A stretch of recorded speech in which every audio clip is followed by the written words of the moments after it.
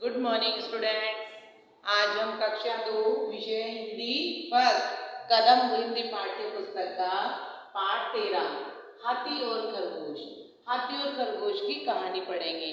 अब इस कहानी के माध्यम से देखो हमें ये बताया गया है कि जो शक्तिशाली व्यक्ति होता है, जो ताकतवर होता है, उसको कमजोर लोगों को परेशान नहीं करना चाहिए।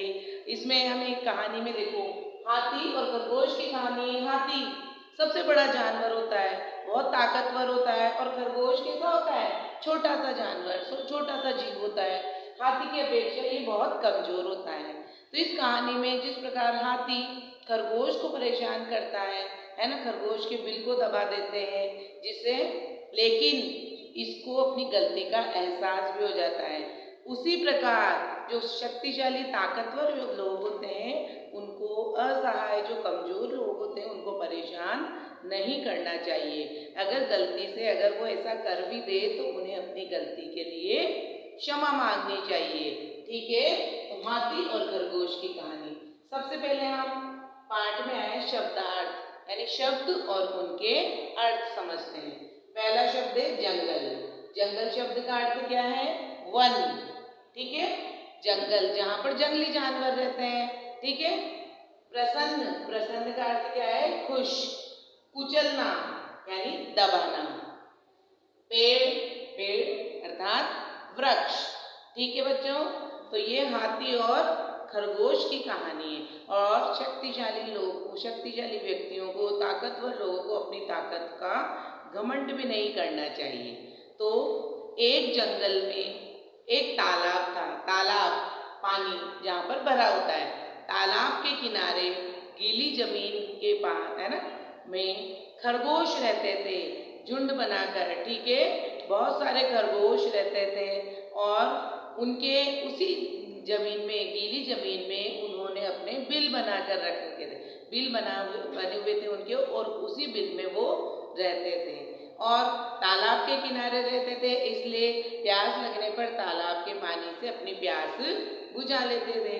ठीक है, दिन भर इधर उधर फुदकते कूदते रहते थे और तालाब के आसपास गीली जमीन के किनारे जो नरम नरम हरी घास थी, उस घास, कोमल है ना नरम हरी घास को खाते थे।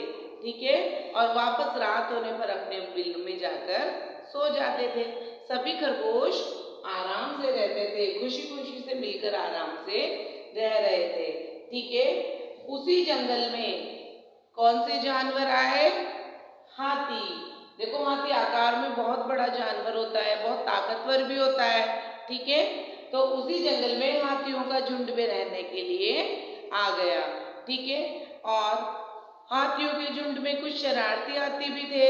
जैसे बच्चों में भी होते हैं ना शरारती, तो वैसे ही जानवरों में भी शरारती होते हैं, नटखट होते हैं। तो हाथियों के झुंड में कुछ शरारती हाथी भी थे। क्या करते थे वो, है ना, अपनी सूंड से जो तालाब के किनारे छोटे छोटे पेड़ पौधे थे उनको कुचल देते थे। ठीक है, उनको तोड़ देते थे, कुचल देते थे। ठीक है, और हाथियों के बच्चे खेलते कूदते रहते थे और खेल खेल में एक दूसरे से लड़ते रहते थे। लड़ते लड़ते जमीन में, उस गीली जमीन पर लोट-पोट होते रहते थे। और उसी गीली जमीन पर किसके बिल बने हुए थे, खरगोशों के। किसके बिल बने हुए थे, खरगोशों के। और जब हाथी के बच्चे आपस में लड़ते रहते थे, अपने पैरों से इधर से उधर भागते रहते थे, इस कारण जो जमीन में के अंदर जो बिल बने हुए थे खरगोशों के, वो बिल दब गए और उन बिलों में जो खरगोश थे, कई सारे खरगोश दबकर मर गए। इसके कारण खरगोशों का जो मुखिया था, सरदार था, वो बहुत दुखी था। सारे खरगोश बहुत चिंतित थे क्योंकि उनके आधे साथी मर चुके थे। किसके कारण, हाथियों के पैर से दबने के कारण। ठीक है, बहुत सारे हाथी, बहुत सारे खरगोश दबकर मर चुके थे। इस कारण सारे खरगोश चिंता में रहते थे और दुखी रहते थे। उनका कूदना, है ना, कूदना, इधर उधर फुदकना सब बंद हो गया था। सभी को अपनी जीवन की परवाह होने लगी थी कि इस तरह से हमारा जीवन भी न समाप्त हो जाएगा। तो खरगोशों का जो नेता था उसने बहुत विचार किया और सोच विचार करके उसे एक उपाय सूझा। ठीक है, उसको एक उपाय सूझा। वो अपने साथियों के साथ किसके पास गया? हाथियों के सरदार के पास। जब जानवर झुंड बनाकर समूह में रहते हैं तो उनका एक मुखिया होता है जो पूरे समूह को साथ लेकर चलता है। खरगोशों का भी एक मुखिया था, उनका नेता था। उसी प्रकार हाथियों का भी एक सरदार था। ठीक है, वो अपने सरदार के पास, हाथियों के सरदार के पास कौन गया? खरगोशों का सरदार। ठीक है बच्चों, आज हम यहीं तक पढ़ेंगे।